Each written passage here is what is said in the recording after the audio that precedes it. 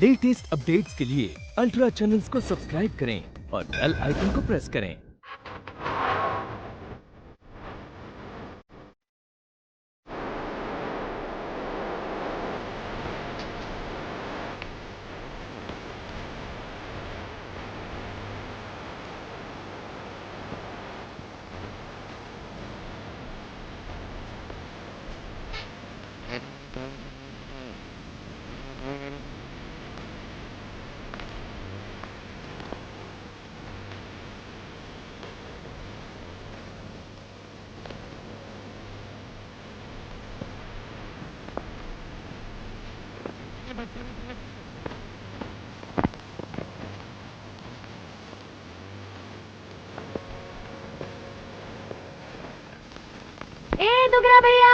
दुगरा भैया सुनो।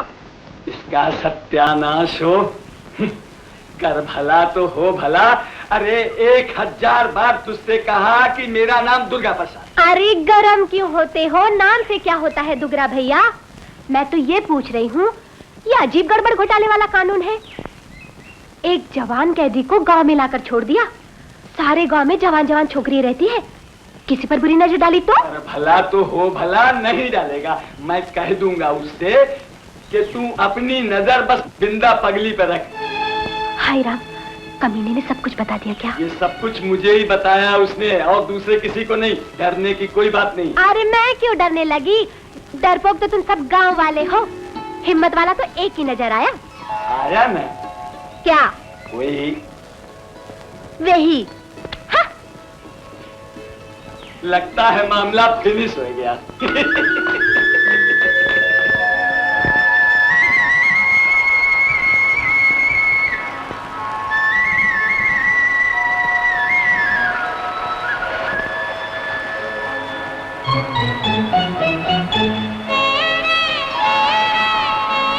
छी छी छी।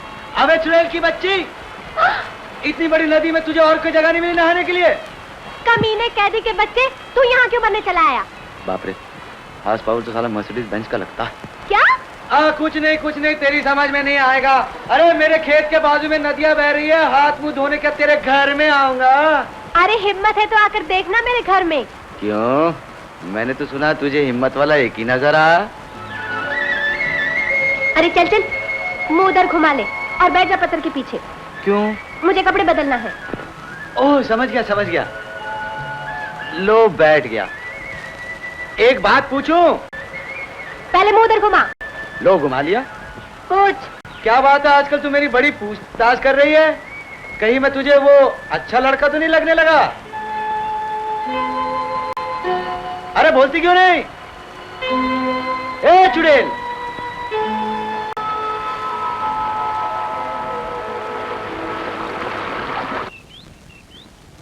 भूत भविष्य वर्तमान, मेरी गिनती कभी गलत नहीं हो सकती। तुम शीघ्र ही दरोगा बनने वाले हो। शाबाश। लेकिन वो शुभ घड़ी आएगी कब? घड़ी की घंटी बजने ही वाली है, परंतु तुम्हारे भोंडे शरीर की सीमा रेखा में 2-4 उंगल की कटौती होनी चाहिए। जी कर लूंगा, जरूर कर लूंगा। आप बेफिक्र रहिए महाराज। अब आगे बढ़िए। जरा हाथ भी तो आगे बढ़ाओ। नमस्ते है साहब। शाबाश। फूलमती, अभी जा तू अपना काम कर, मुझे परेशान मत कर। मैं तो चले जाऊंगी है साहब, लेकिन अभी मैं थाने के पास से गुजर रही थी तो मैंने सुना दरोगा साहब बड़े गुस्से में तुम्हारा नाम लेकर चिल्ला रहे थे। मर गया। अच्छा पंडित जी, बाद में बाकी। निकल जाओ, पीछे पलट कर मत देखना, घड़ी बहुत खराब है। पंडित जी मेरा हाथ देखिए। अरे कन्या जल्दी सामने आ, बड़े अच्छे टाइम पर आई है। बोनी के टाइम प्रीफंड का ग्राहक फंस गया था। ला हाथ। उल्टा हाथ। हाथ तो बड़ा मुलायम है, अंटी में नामा है ना? है महाराज। तो जल्दी निकालो, 10 पैसे का एक सवाल और पावली के 3 आने दो। लाओ हाथ। हाँ, नाचती गाती हंसी उड़ाती जिंदगी गुजारती हो। वो तो मेरा धंधा है। की फर्क पैदा है? किसी शराबी से नाता है? वो तो मेरा नाना है। कोई बात नहीं, लेकिन तुम्हारी हस्तरेखा में एक नए रिश्ते का लक्षण दिखाई देता है। वो क्या है महाराज? तुम्हारी बहुत जल्द शादी होने वाली है और पति एक सिपाही होगा। सिपाही? मगर वो कमीना तो क्या थी है? क्या कहा? कुछ नहीं महाराज, कुछ नहीं। मेरा मतलब है क्या मेरा पति भी हेड साहब की तरह होगा? बिल्कुल नहीं, तुम्हारा पति तुम्हारे मन पसंद का होगा, दुबला पतला और जंगी सिपाही होगा, उसके हाथ में हमेशा बंदूक रहेगी। हाय दया, बंदूक? बंदूक से तो मुझे बहुत डर लगता है। बंदूक नहीं, बंदूक। हाँ महाराज, बंदूक। एक बात पूछूं? पूछो, तीसरा और आखिरी सवाल है, जल्दी पूछो। क्या एक कैदी सिपाही बन सकता है? फिर कैदी? मेरा मतलब है, क्या एक बुरा आदमी कभी अच्छा नहीं हो सकता? क्यों नहीं हो सकता? जब मन में पछतावा आता है तो सारे पाप धुल जाते हैं। तुमने सुना नहीं, खूनी और डाकू रत्नाकर ने वाल्मीकि बनकर रामायण की रचना की थी? वो तो सुना है महाराज, मगर मगर कुछ नहीं। 3 सवाल पूरे हो गए, चवन्नी की छुट्टी हो गई, निकल जाओ जल्दी जल्दी। आपने जो कुछ मुझे बताया उससे मेरे दिलो दिमाग पर जो बोझ था हल्का हो गया।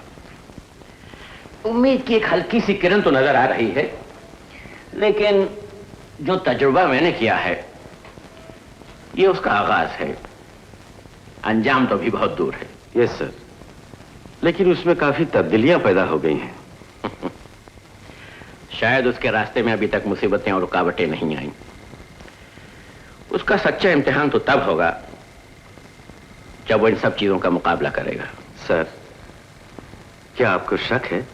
नहीं, ये तजुर्बा है मेरा।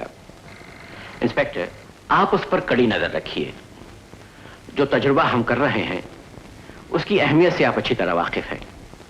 अगर हम कामयाब हो गए तो शायद इंसानियत का इतिहास बदल जाएगा। कैसे बदल जाएगा नैनसुख? बदलते देर नहीं लगती हुजूर। एक वो जमाना था कि सब गांव वाले उसकी जान लेने के लिए तैयार थे, और अब ये वक्त आ गया हुजूर कि सब गांव वाले उस पर जान देने के लिए तैयार है। एक वो दुर्गा प्रसाद क्या कम था हमारे लिए, जो अब तक हमारे रास्ते में दीवार की तरह खड़ा है, कि ये दूसरा और आ गया उस दीवार को थामने के लिए।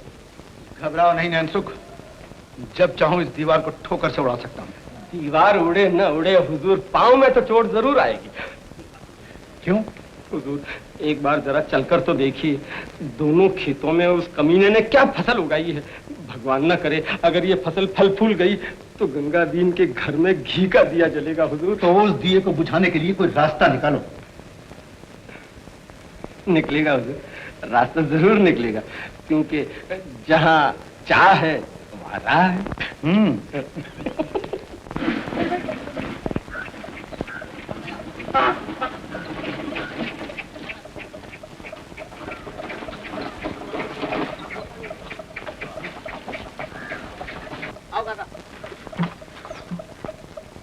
बाबा, बाबा, देखो तो कौन आया है।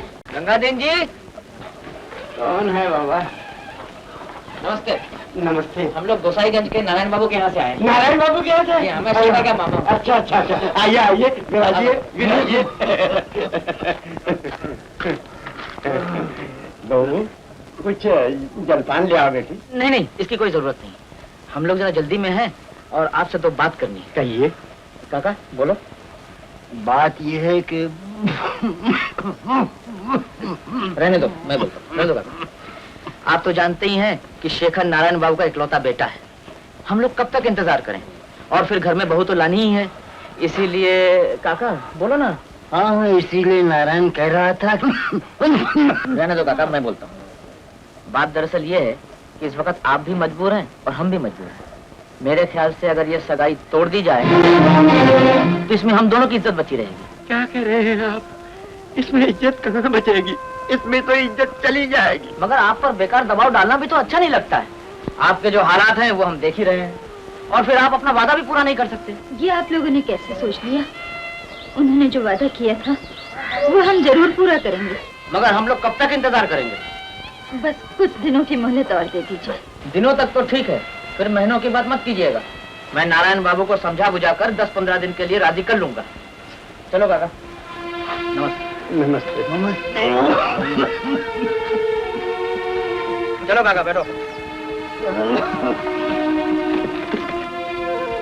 ये तुमने क्या कह दिया बहू?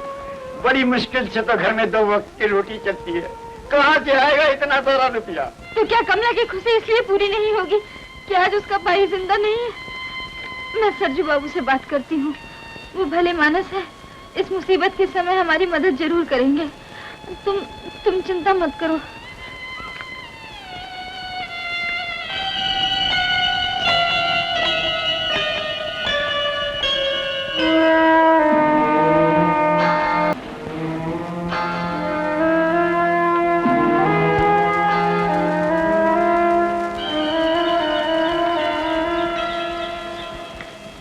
छी छी छी छी, बड़े ही कमीने हैं वो लोग। और नहीं तो क्या। नैनसुख, हुजूर, मालती को जो कुछ भी चाहिए उसका इंतजाम कर दो। हुजूर वो तो हो ही जाएगा, मैंने मालती बहू से सब बात कर ली। हुजूर इनका खेत गिरवी रख के 1000 रुपए दे दीजिए। ओ हो नैनसुख, जरा किसी की मदद करो और तुम खेत खलियान की बात करने लगते हो, ये बड़ी बुरी आदत है तुम्हें। हुजूर आप तो खामखा गुस्सा करते हैं, ये लोग ठहरे किसान, मरे भूख से पर मांगे कभी न भीख। किसी से दान पुण्य लेकर अपनी आत्मा पर बोझ नहीं बढ़ाएंगे हुजूर।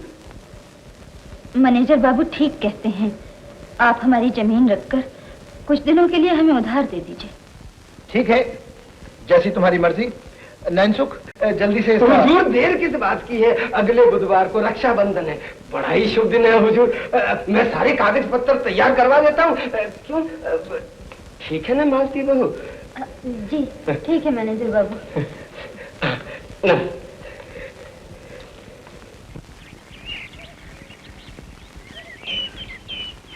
मगर इसके सिवा दूसरा कोई चारा भी तो नहीं। कमला का ब्याह भी करना है और वो सगाई तोड़ने की धमकी भी दे गए। भैया कर भला तो हो भला, लेकिन तुम उस कमीने सरजू बाबू को जानते नहीं हो ना। एक बार जो उसके बही पर अंगूठा लग गया तो समझो जमीन उसकी। कितनी मेहनत से मैंने ये फसल उगाई, लेकिन मालिक तो वही है ना, जो जी में आए करे। सब तो आप ही की मेहरबानी से हो रहा है, वरना मुझ जैसे गरीब के लिए तो। अरे गरीब कौन, हजूर मेहरबान तो गधा धनवान। ये देखो ये है लिखत, इसमें बस ये लिखा है कि तुम्हारा खेत हजूर के पास गिरवी है, जब चाहे 1000 रुपया दो और खेत छुड़ा लो। और ये देखो 1000 रुपया।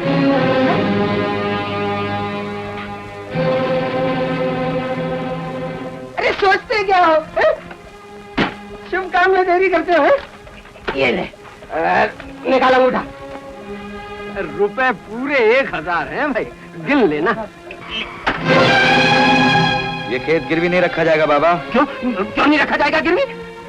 क्योंकि रामू का इरादा फसल बेचकर शादी करने का था, खेत गिरवी रख के नहीं, इसलिए ये खेत गिरवी नहीं रखा जाएगा। तुम चुप क्यों हो बाबा? कहते क्यों नहीं कि इस पापी के हाथ की फसल का एक दाना भी हम नहीं लेंगे? हाँ मैं पापी हूँ, ये फसल मेरे पापी हाथों की है। लेकिन वो जमीन, बाबा तुम्ही ने तो कहा था ना, इस मट्टी में रामू की आत्मा है। आज तुम अपने बेटे की आत्मा को गिरवी रखना चाहते हो। देखो गंगादीन, हमें घर पर बुलाकर नाटक रचाने की जरूरत नहीं है, हम तो तुम लोगों पर मेहरबानी करने आए। मुझे मालूम है सरजू बाबू, आप गरीबों पर बहुत मेहरबान हैं। ऐसी मेहरबानियां कर करके तो आप इतने धनवान बने, लेकिन इस घर के लिए आपकी मेहरबानियों की कोई जरूरत नहीं। कानून ने वो जिम्मेदारी मुझे सौंपी। ये घर मेरा है, रामू के माँ बाप मेरे माँ बाप है, रामू की बहन मेरी। हाँ, क्यों नहीं, कल को ये भी कहो कि रामू की बीवी मेरी बीवी है।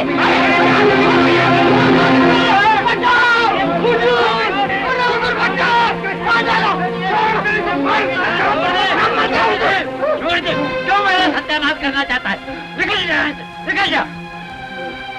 संजय बाबू माफ कीजिए। कहाँ हुआ? बहू ऐसा क्या हो रहा है? अरे रामू की माँ सदा वो नहीं भुगत रहा, सदा हम भुगत रहे हैं। अरे ये सब उस करम जली के लिए हो रहा है जब फूटे भाग लेकर आई है।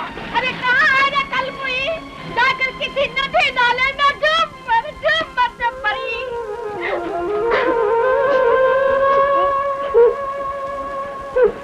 कमला रोते नहीं बहना। भाभी अगर मेरे भैया जिंदा होते तो मुझे आज ये बातें नहीं सुननी पड़ती ना, नहीं सुननी पड़ती।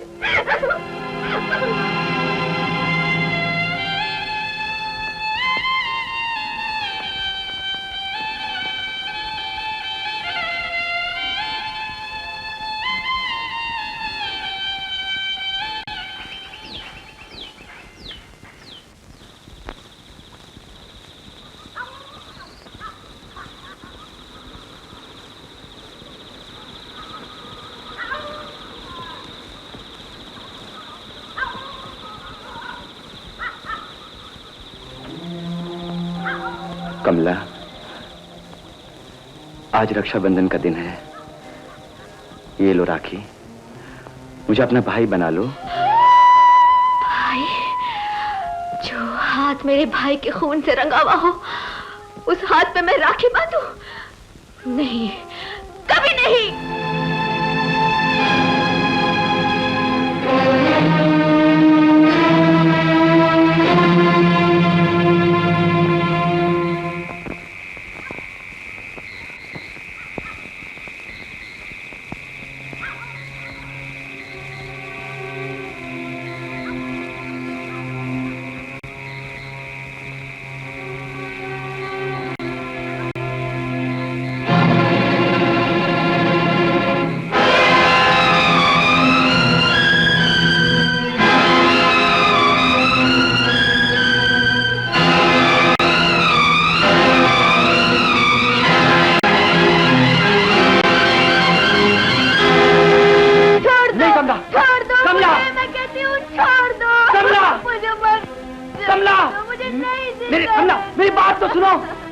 मेरे सर पर पहली एक खून का बोझ है जिसका प्रायश्चित मैं सारी जिंदगी नहीं कर सकता। सुनो कमला, ऐसा करके मेरे सर पर दूसरा बोझ मत डालो। कमला सुनो, देखो तुम मुझसे छोटी हो। कमला तुम मुझसे छोटी हो। कमला मैं तुम्हारे आगे हाथ जोड़ता हूँ, घर जाओ कमला, घर जाओ।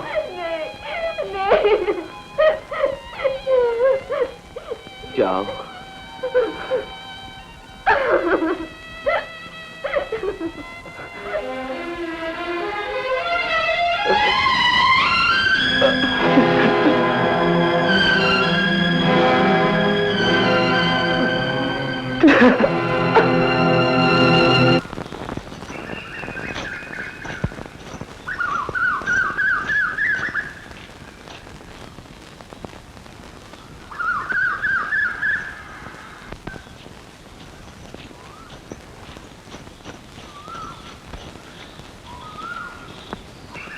क्यों रे दुश्मन, आज बड़ा उदास है?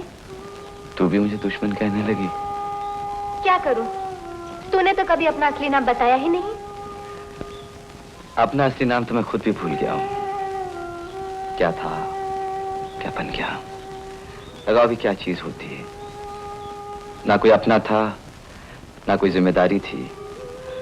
आज रामू जिंदा होता तो सारी जिम्मेदारी वही संभालता। मेरी लापरवाही की वजह से कितनी मुसीबतें आई उस घर पे। कितना बड़ा गुनाहगार हूं मैं।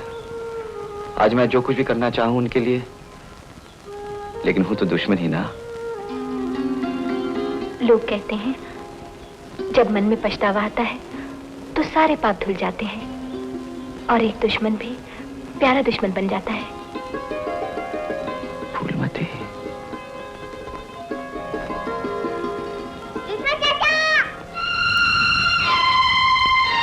विष्णु चाचा जल्दी घर चलो। क्यों, क्या हुआ? बुआ की सगाई टूट गई। चलो।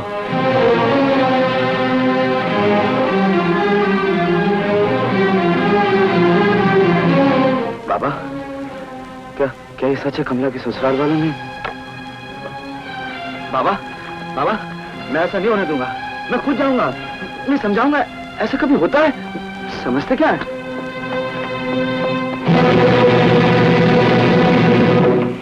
क्यों फिर खिसकने का इरादा है? हेड साहब, मैं जानता हूँ मुझे इस पुल के पार जाने की इजाजत नहीं है, लेकिन इस बार मुझे जाने दीजिए, नहीं तो मेरी बहन की शादी टूट जाएगी। मेरा जाना बहुत जरूरी है। जाना तो जरूरी है, मगर वापस आना तो जरूरी नहीं। हेड साहब, मैं बिल्लू की कसम खाकर कहता हूँ मैं जरूर वापस आऊंगा। अबे तू तो बिल्लू की कसम ऐसे खा रहा है जैसे तेरा अपना बेटा हो। हेड साहब, मेरा अपना बेटा होता तो शायद झूठी कसम खा लेता, लेकिन बिल्लू की कसम तोड़कर मुझे नरक में भी जगह ना मिले। शाबाश। तू तो कभी कभी ऐसी बातें करता है कि मेरी आंखों से आंसू आ जाते हैं। मेरा दिल बड़ा कमजोर है ना। तेरा जाना बहुत जरूरी है। हाँ हेड साहब। अच्छा तो मैं उधर मुंह फेर लेता हूँ, तू इधर से चला जा। मेरी आंखों के सामने से जाएगा तो गैर कानूनी होगा। जा। हेड साहब। अरे सुन तो सही। समझी के घर जा रहा है, तू तो है उल्टी खोपड़ी का। जरा ठंडे दिमाग से बात करना, समझा? अच्छा झटाक से जा और फटाक से वापस आ जाना।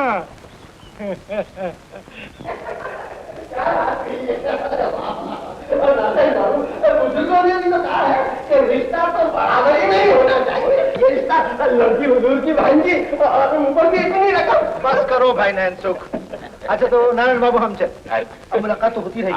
हाँ? अच्छा हो जाए तैयारी। अच्छा सर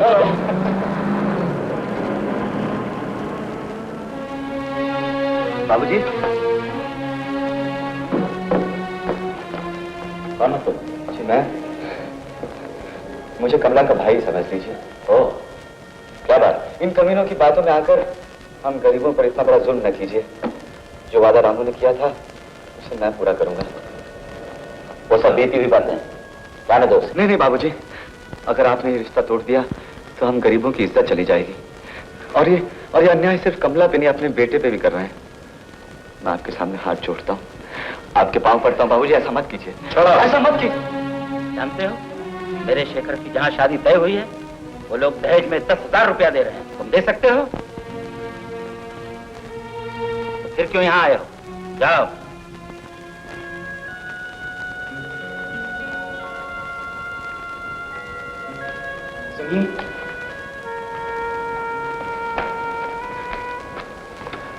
आपने मुझे शायद नहीं पहचाना, मैं शेखर हूं। कमला से कह दीजिएगा मैं मजबूर हूं, हो सके मुझे माफ कर दे।